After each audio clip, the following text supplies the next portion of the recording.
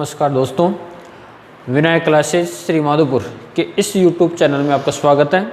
मैं श्री राम यादव पुनः आपके मध्य राजस्थान का जो भूगोल का जो चैप्टर चल रहा था उसमें मैं चर्चाएं कर रहे थे। तो राजस्थान ज्योग्राफी या भूगोल की इस कड़ी में हमारा जो मुख्य चैप्टर रहेगा आज राजस्थान के भौतिक प्रदेश। तो राजस्थान के भौतिक प्रदेशों से संबंधित हम आज चर्चाएँ करेंगे, जिसमें राजस्थान के भौतिक प्रदेशों का विकास, इनका प्रारंभिक इतिहास और इनका वर्गीकरण। तो दोस्तों, जैसे आप सभी को पता है कि राजस्थान जो हमारा राज्य है इसको भौतिक प्रदेशों के आधार पर मुख्यतः 4 बड़े भौतिक प्रदेशों में बांटा गया है, जिसमें हम चर्चाएं करते हैं विधिवत राजस्थान में। तो सबसे पहले यहाँ पर आपको राजस्थान की जो मूल जानकारी है भौतिक प्रदेशों की, वहाँ पर आपको लेके चलते हैं एक बार। तो राजस्थान के बारे में जैसे पढ़ा था कि राजस्थान क्षेत्रफल की दृष्टि से भारत का सबसे बड़ा राज्य है और भारत के उत्तरी पश्चिमी क्षेत्र में और अनेक बड़े मैदानों से घिरा हुआ है। तो इनमें से जैसे आपको बताया था, यहाँ पर उत्तरी पूर्वी क्षेत्र में सतलज व्यास का मैदान, इधर गंगा का मैदान, यहाँ पर मालवा क्षेत्र स्थित है, अरब सागर कच्छकरण है यहाँ पर, और इधर सिंधु के मैदान है। तो राजस्थान के भौतिक प्रदेशों की सामान्य जानकारी आपको याद रखने की 4 मुख्यतः बड़े भौतिक प्रदेशों में इसको विभाजित किया गया है, जिसमें सबसे पहले हम ध्यान देते हैं यहाँ पर राजस्थान में। तो यहाँ पर हम बात करें राजस्थान की, तो पहला जो भौतिक प्रदेश है राजस्थान का सबसे बड़ा, उस पर तो ये पश्चिमी मरुस्थलीय प्रदेश, उसके पश्चात यहाँ पर आता है अरावली पर्वतीय प्रदेश। इसके अलावा यहाँ पर बात करेंगे हमें, ये रहेगा आपका पूर्वी मैदानी प्रदेश। पूर्वी मैदानी प्रदेश जहाँ पर नदियों के बड़े मैदान हैं, इस क्षेत्र में यहाँ पर पूर्वी मैदानी प्रदेश को बांटा गया है और ये क्षेत्र बनेगा दक्षिणी पूर्वी पठारी प्रदेश। तो यहाँ पर बात करें पश्चिमी मरुस्थलीय प्रदेश, ये पश्चिम मरुस्थलीय प्रदेश है। यहाँ पर दूसरा भाग है इसका अरावली। इसके अलावा यहाँ पर पूर्वी मैदानी प्रदेश, पूर्वी मैदानी प्रदेश, और यहाँ पर आता है दक्षिणी पूर्वी पठारी प्रदेश।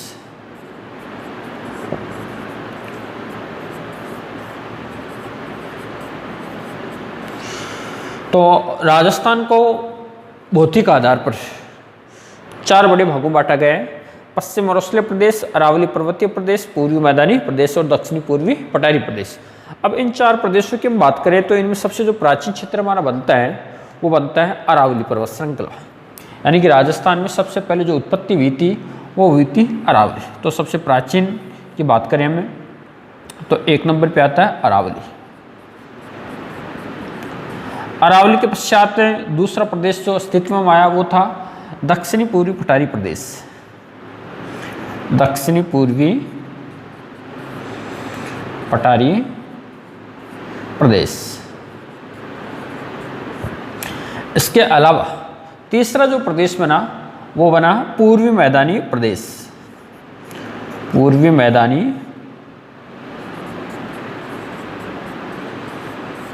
प्रदेश। इसके अलावा 4 नंबर पे जो बना सबसे नवीन क्षेत्र और वो है आपका पश्चिमी मरुस्थलीय प्रदेश।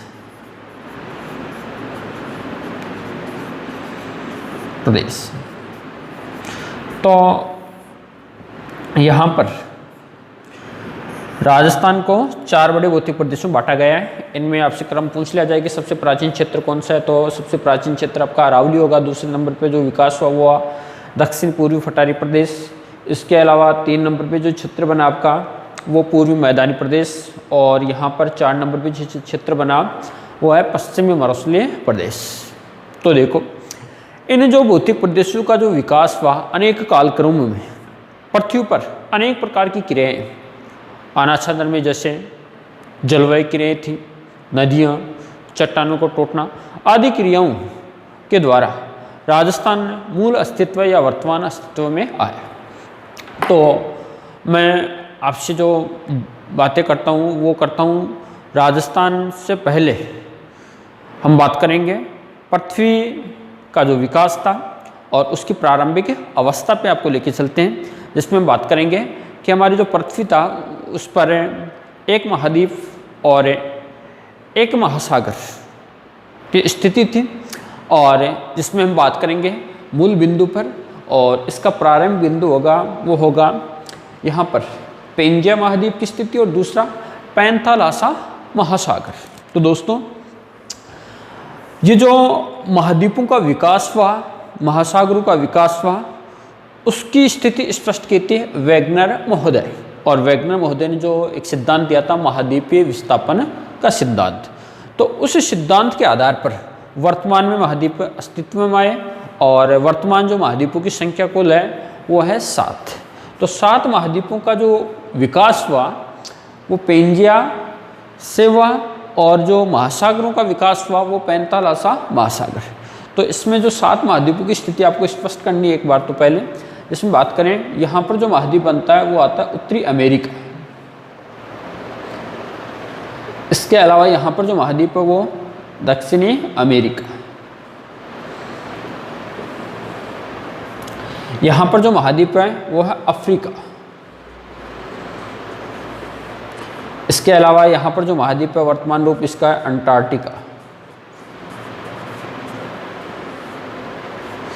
यहाँ पर जो महाद्वीप की स्थिति है वो है ऑस्ट्रेलिया।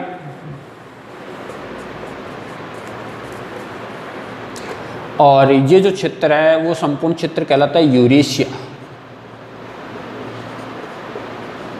और यूरेशिया को हम 2 भागों में बांटेंगे, जिसमें एक बनेगा यूरोप और दूसरा क्षेत्र है एशिया। तो हजारों वर्षों से जो महाद्वीपीय विस्थापन का जो प्रारंभ हुआ उसके तहत यहाँ पर महाद्वीपों की वर्तमान स्थिति स्पष्ट हो पाई। इसके अलावा बात करें महाद्वीपीय विस्थापन का जो प्रारंभिक काल था उस काल को हम आपको ले चलेंगे, वो चलेगा पेंजिया से और पैंथालासा। तो पेंजिया की स्थिति और पैंथालासा सागर की स्थिति जो स्पष्ट होती थी वो होती थी कार्बोनोफेरस युग। तो कार्बोनोफेरस युग तक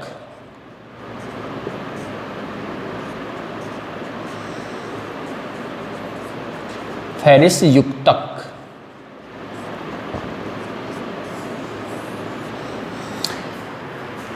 पेंजिया और पैंथालासा की स्थिति स्पष्ट होती थी, परंतु कार्बोनोफेरस युग में इस पेंजिया और पैंथालासा का इनकी स्थिति बदलती है, जिसमें बात करेंगे सबसे पहले पेंजिया।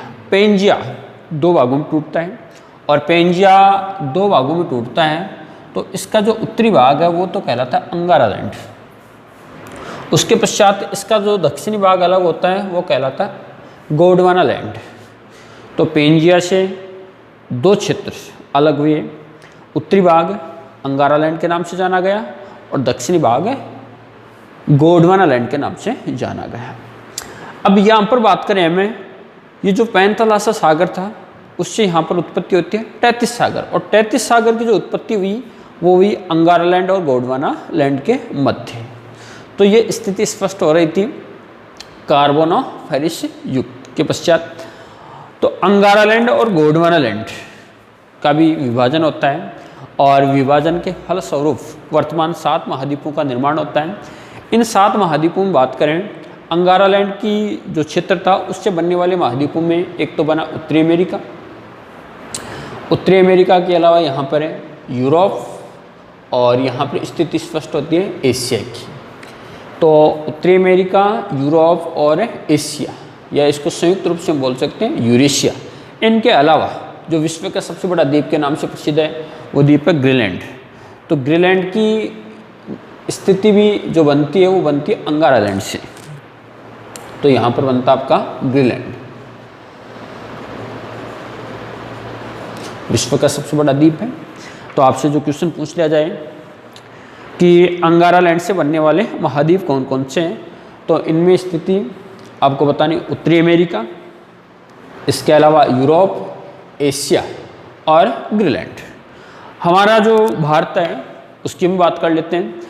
तो भारत का जो प्रायद्वीपीय क्षेत्र है वो अंगारालैंड का हिस्सा न होकर गोंडवानालैंड का भाग होगा। हालांकि एशिया महाद्वीप से सटा हुआ भाग है, तो तो ये भारत की स्थिति यहाँ पर स्पष्ट हो रही है। तो हमारा भारत का जो प्रायद्वीपीय क्षेत्र है यहाँ पर ये बनेगा, ये हिस्सा होगा गोंडवाना लैंड।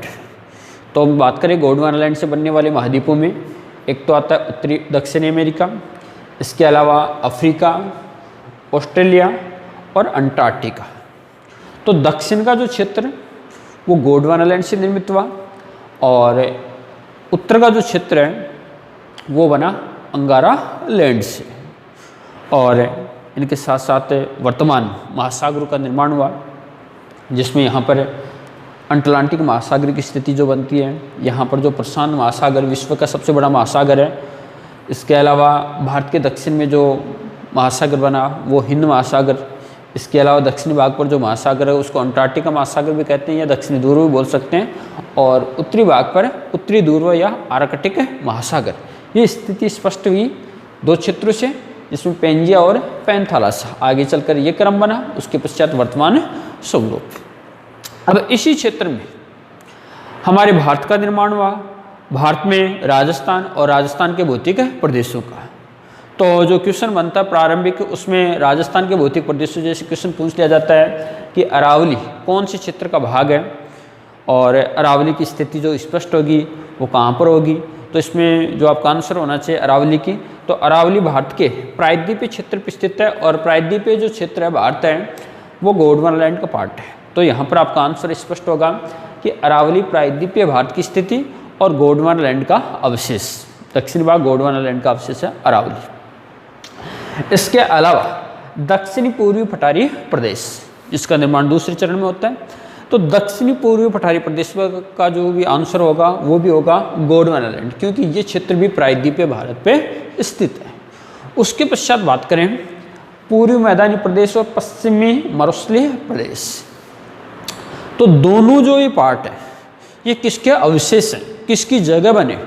तो इनमें आपका आंसर होगा वो होगा तैतीस सागर। हमारे भारत और राजस्थान में कहीं भी अंगारा लैंड का कोई अवशेष नहीं है। दो क्षेत्रों के यहाँ पे हिस्से होंगे, जिसमें एक तो होगा गोंडवाना लैंड का अवशेष और दूसरा होगा तैतीस सागर।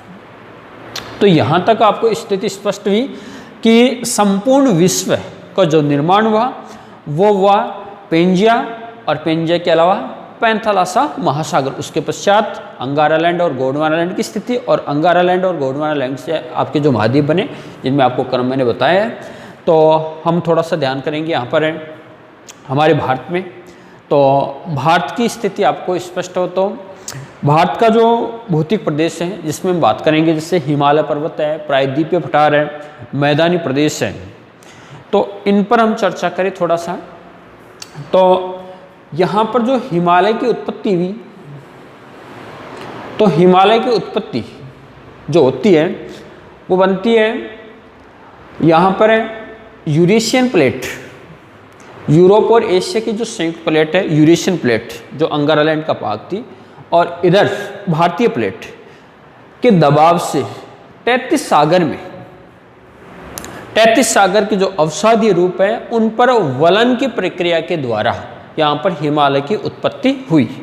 तो हिमालय जो पर्वत होगा ये किसका अवशेष है। तो आपको ध्यान रखना है कि हिमालय पर्वत किसकी जगह बना, 33 सागर की जगह है। और बनने की जो वजह मैंने आपको बताई, इसका निर्माण हुआ दो प्लेटों के अपसरण से या अभिसरण से। तो इसमें आपका आंसर होना चाहिए अभिसरण या वलन की प्रक्रिया। तो वलन की प्रक्रिया यहाँ पर भारतीय प्लेट और यहाँ पर यूरेशियन प्लेट। तो हिमालय पर्वत के पश्चात बात करें, हिमालय के दक्षिण में जो एक गहरी द्रोणी का निर्माण हुआ और उसी द्रोणी में उत्तर का विशाल मैदान बना। तो उत्तर का विशाल मैदान का जो निर्माण किया गया वो बना हिमालय से निकलने वाली नदियाँ। तो यहाँ पर हमें स्थिति स्पष्ट करते हैं पहले भारत की।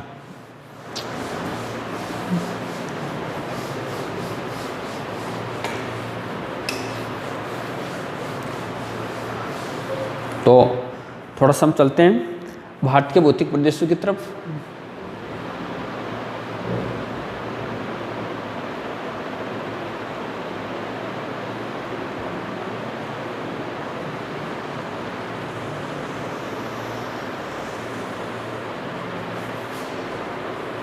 तो देखो यहाँ पर यह हमारा भारत है, क्षेत्रफल में विश्व का 7वां बड़ा राष्ट्र है। तो यहाँ पर आपको ध्यान देना है कि भारत के जो भौतिक प्रदेश हैं इनमें बात कर रहे थे अभी हिमालय पर्वत। तो हिमालय पर्वत की स्थिति यहाँ पर बनती है। ये हिमालय पर्वत है, विश्व की सबसे ऊंची पर्वत श्रृंखला है, विश्व की सर्वाधिक ऊंची चोटियाँ हिमालय पर्वत में। तो हिमालय पर्वत और हिमालय पर्वत की जो उत्पत्ति मैंने बताई, अभी यहाँ पर जो ये बनेगी वो बनेगी भारतीय प्लेट। इसको प्रायद्वीपीय भारत में बोल सकते हैं। तो प्रायद्वीपीय भारत था वो दक्षिण में गोंडवाना लैंड का हिस्सा था, और जो अंटार्कटिका है, अफ्रीका है, ऑस्ट्रेलिया, उनसे जुड़ी हुई प्लेट थी। और इस प्लेट का अपसरण हुआ और ये उत्तर की तरफ खिसकते हुए यूरेशियन प्लेट से टकराई, और यूरेशियन प्लेट के टकराने से यहाँ पर वलन की प्रक्रिया के द्वारा विश्व की सबसे ऊंची जो पर्वत श्रृंखला बनी वो बनी हिमालय। तो हिमालय के दक्षिण में और भारतीय प्लेट के उत्तर में यहाँ पर एक गहरी द्रोणी का निर्माण हुआ, गहरी खाई का निर्माण हुआ, और इस द्रोणी में हिमालय से आने वाली नदियों के अवसाद जमा हुए, और इन अवसादों के जमने से यहाँ पर उत्तर के विशाल मैदान का निर्माण हुआ। और ये उत्तर का विशाल मैदान हमारे राजस्थान के पूर्वी मैदान से जुड़ा हुआ क्षेत्र है। तो मैंने अभी आपको बताया कि राजस्थान का जो पूर्वी मैदानी प्रदेश था ये किसका अवशेष है, तो ये भी तैतीस सागर का अवशेष, तैतीस सागर का सागर। इसके अलावा पश्चिमी मरुस्थलीय प्रदेश ये भी तैतीस सागर का अवशेष है, और यहाँ पर भी नदियों के अवसादों द्वारा इस क्षेत्र का निर्माण हुआ। और इस क्षेत्र में बहने वाली प्राचीन नदियाँ जिसमें हम सरस्वती नदी या उसका वर्तमान स्वरूप घग्गर के रूप में बोलते हैं, तो दोनों क्षेत्र हैं वो किसके अवशेष हैं, तैतीस सागर। और ये जो अरावली का क्षेत्र और दक्षिणी पूर्वी पठारी प्रदेश है ये किसका अवशेष है, गोंडवाना लैंड। तो यहाँ पर आपकी स्थिति स्पष्ट होगी। प्रायद्वीपीय भारत अवशेष हो गया गोंडवाना लैंड, गोंडवाना लैंड।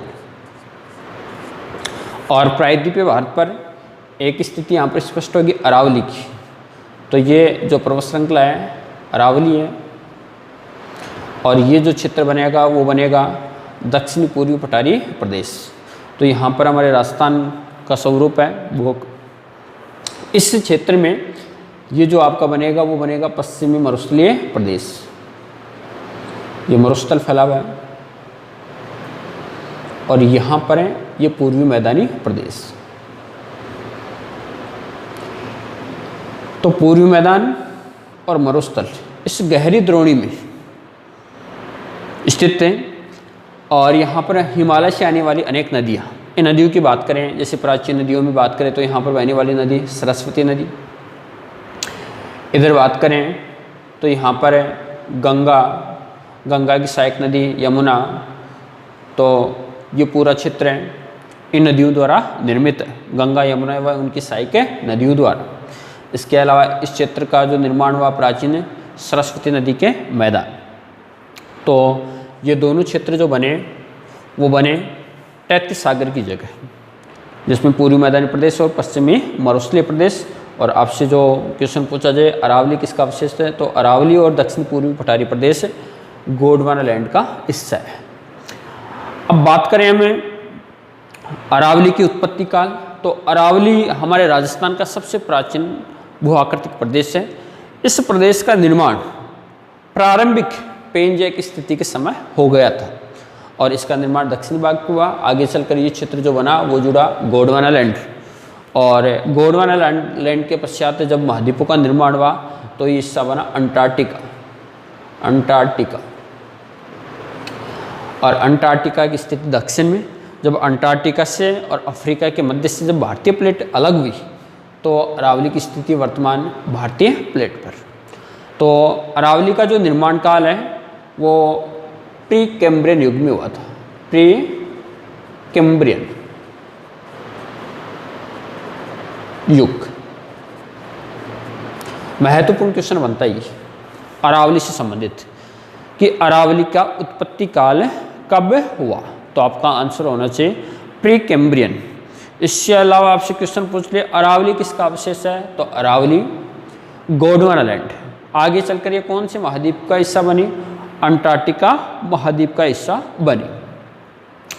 उसी प्रकार दक्षिणी पूर्वी पठारी प्रदेश, तो ये दक्षिणी पूर्वी पठारी प्रदेश भी भारतीय प्लेट से जुड़ा हुआ क्षेत्र है, ये भी दक्षिण से खिसक कर उत्तर की तरफ आए। तो 2 की स्थिति हमारी स्पष्ट हो रही है। इसके अलावा 2 का जो आंसर मैंने बताया पूर्वी मैदानी प्रदेश का और पश्चिम मरुस्थलीय प्रदेश का, तो उनका आंसर होगा 33 सागर। तो 33 सागर में जो ये प्रक्रिया प्रारंभ हुई थी वो कौन से काल से हुई, तो इस काल में कौन से काल से संबंधित चट्टानों का विस्तार पाया जाता है, महत्वपूर्ण क्वेश्चन बनेंगे। जिसमें आपका जुरेशिय काल से इसका प्रारंभ होगा, प्लोस्टोसिन युग तक, और इस क्षेत्र में टरेशियरी युगीन चट्टानें भी पाए जाती है। तो यहाँ पर निर्माण काल जुरेशिय काल से प्लोस्टोसिन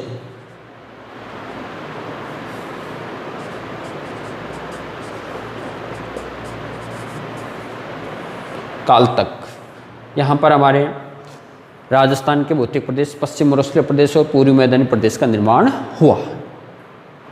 और अरावली का निर्माण काल प्री कैम्ब्रियन काल। तो इस प्रकार राजस्थान के 4 बड़े भौतिक प्रदेशों का निर्माण हुआ। तो ये प्रक्रिया है, इससे भी आपके बेसिक क्वेश्चन पूछ लेते हैं। तो अब हम चलते हैं हमारे मूल बिंदु राजस्थान के भौतिक प्रदेशों से। तो दोस्तों अब राजस्थान के भौतिक प्रदेशों का जो वर्गीकरण है ये अनेक विद्वानों के द्वारा या भूगोलवेताओं के द्वारा किया गया है, जिसमें सबसे महत्वपूर्ण जो भूगोलवेता हैं वो आते हैं वीसी मिश्रा। और वीसी मिश्रा ने राजस्थान भूगोल नामक पुस्तक लिखी। और वीसी मिश्रा का जो वर्गीकरण था वो 1966 से 68 के मध्य हुआ। तो वीसी मिश्रा ने राजस्थान को कुल 7 बड़े भौतिक प्रदेशों में विभाजित किया। तो सबसे पहले वर्गीकरण की बात करें हमें, राजस्थान के भौतिक प्रदेशों का वर्गीकरण।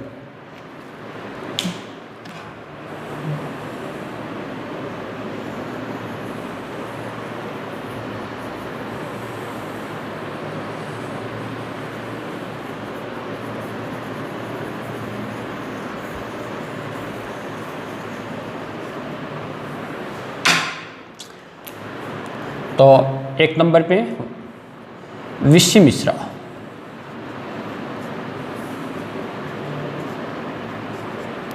और मिश्रा जी ने राजस्थान का भूगोल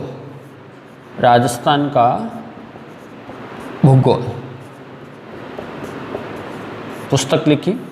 इनका वर्गीकरण 1966 से 68। और कुल कितने प्रदेशों में राजस्थान को बांटा गया, तो इनके अनुसार 7 प्रदेशों में बांटा गया। 7 प्रदेशों में इनके द्वारा विभाजन किया गया। उसके पश्चात 1971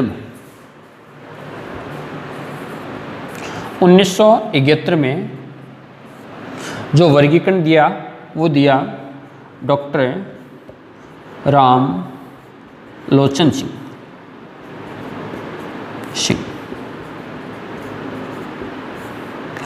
तो हम यहाँ पर बात करेंगे डॉक्टर रामलोचन सिंह की। तो रामलोचन सिंह ने राजस्थान को मुख्यतः 2 बड़े प्रदेशों में, और राजस्थान के 2 बड़े प्रदेश, तो रामलोचन सिंह ने राजस्थान के 2 बड़े प्रदेशों में बांटा राजस्थान को, जिसमें एक तो राजस्थान का मैदान और राजस्थान का पठार।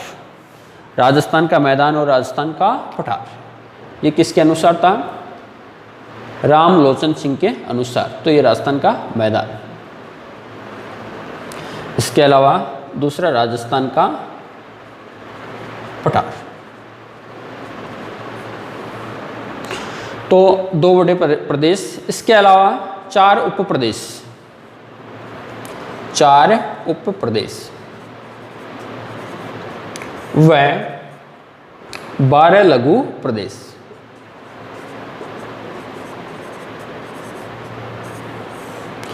तो बात करें हमें जो इनके 4 उप प्रदेश हैं, इनमें एक क्षेत्र तो आता आपका पश्चिमी मरुस्थलीय प्रदेश या शुष्क मरुस्थल। तो ये क्षेत्र आ गया शुष्क मरुस्थल, यहाँ पर शुष्क मरुस्थल। इसके अलावा दूसरा इनका जो प्रदेश था उप प्रदेशों में, वो था राजस्थान का बांगड़, राजस्थान का बांगड़। तीसरा इनका जो क्षेत्र था वो था अरावली पर्वत श्रृंखला या अरावली पर्वत।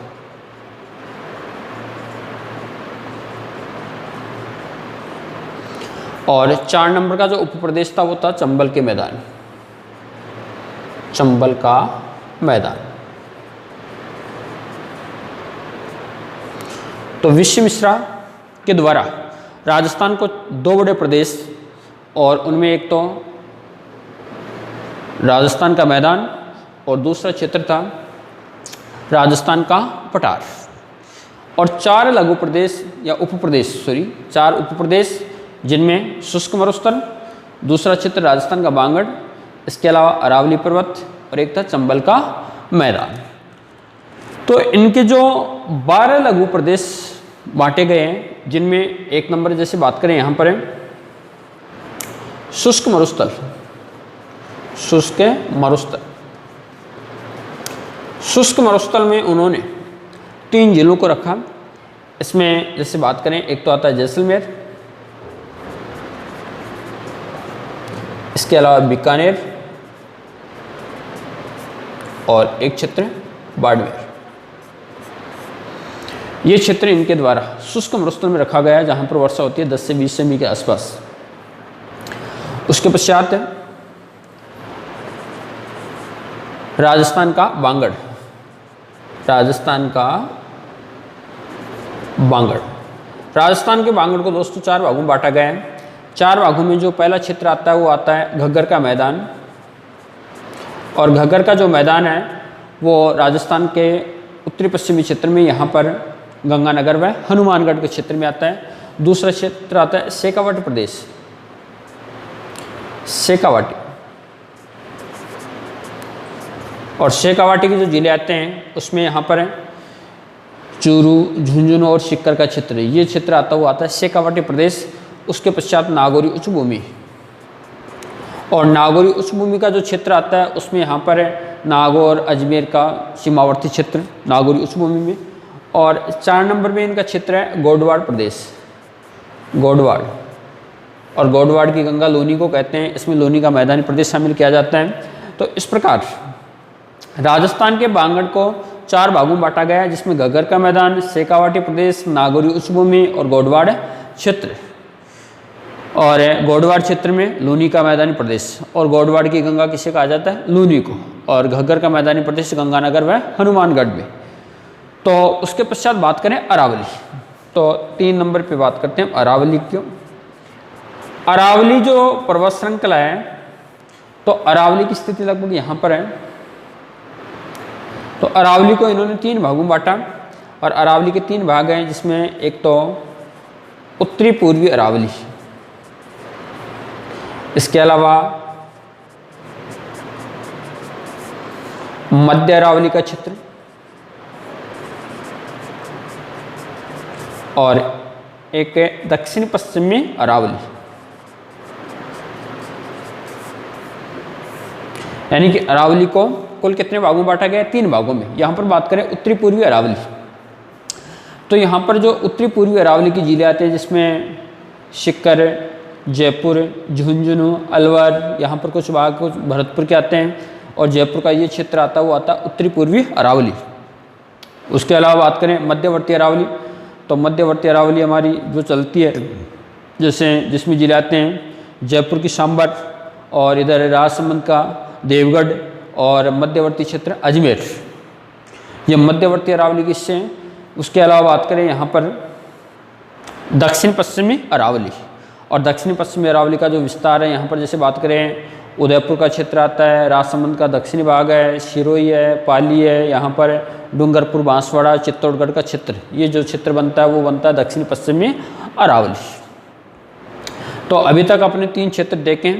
उसके पश्चात देखें, बात करें तो यहाँ पर जो ये क्षेत्र बनेगा वो बनेगा चंबल का मैदान, और चंबल के मैदान को दो भागों में बांटा गया।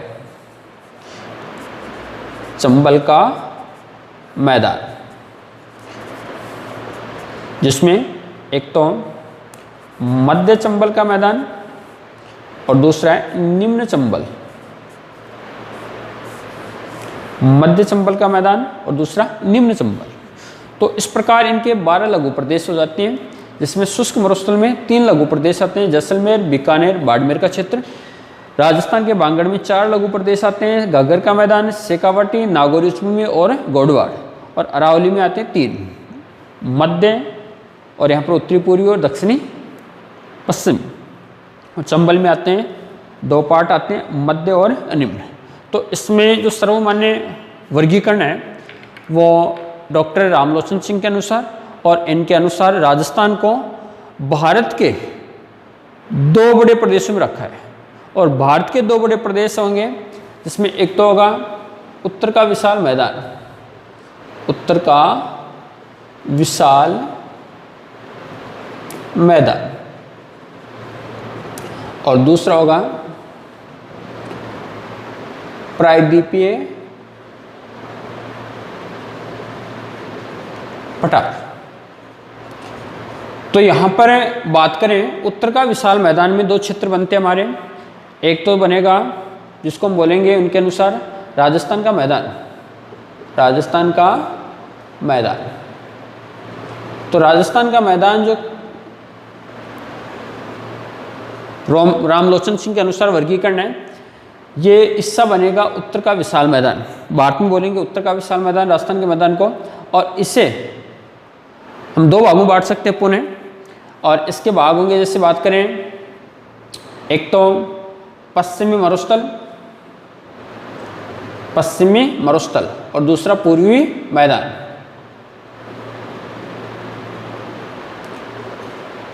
इसके अलावा बात करें प्रायद्वीपीय पठार, तो भारत का जो प्रायद्वीपीय पठार है, इस पठार का जो हिस्सा बनेंगे उसको बोलेंगे हम राजस्थान का पठार, या रामलोचन सिंह ने इसको नाम दिया राजस्थान का पठार। और राजस्थान का जो पठार है इसको 2 भागों में बांटा जाएगा। इसमें एक तो अरावली और दूसरा क्षेत्र आएगा यहाँ पर दक्षिणी पूर्वी पठारी प्रदेश। तो ये जो महत्वपूर्ण वर्गीकरण है ये डॉक्टर रामलोचन सिंह के अनुसार है, और इन्होंने कब जारी किया 1971।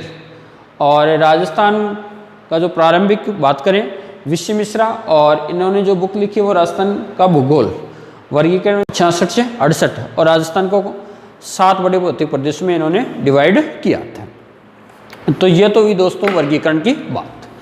अब हम जो बात करते हैं राजस्थान के भौतिक प्रदेशों से, तो राजस्थान के भौतिक प्रदेशों में राजस्थान का जो परिचय है भौतिक प्रदेशों का, इनकी विशेषताएं, इनके बारे में हम विधिवत अध्ययन करेंगे अगले क्लास में। तब तक के लिए सभी को नमस्कार।